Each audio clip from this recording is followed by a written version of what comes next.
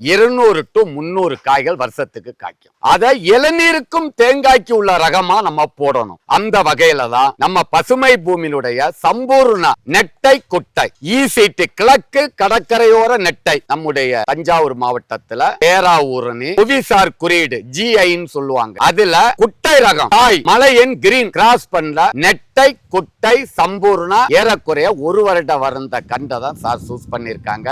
அந்த கண்டையும் நம்ம எடுத்துட்டு வந்துரும். தென்னையில எவ்வளவு உப்பு தாங்கியும் வளரும் பயிர். மண்ணிலேயோ தண்ணிலேயோ உப்பு இருந்தாலும் அந்த உப்பையும் தாங்கி எல்லா கிளைமேட்டுக்கும் வளரக்கூடிய பயிர் தான் தென்னை. ஆனா சூரிய ஒளி இல்லாத ஏரியாக்கள்ல தென்னை மரம் போடக்கூடாது. அப்ப தேக்கு மரங்களுக்கு இடையில கண்டிப்பாக தென்னை மரத்தை போடக்கூடாது. தென்னை மரத்துல நிழல் விழுந்தா தென்னை மரம் வளருமே தவிர காய்க்காது. இருக்கிற பயிர்கள்லேயே அதிக சன்லைட் சூரிய ஒளிய விரும்புற பயிர்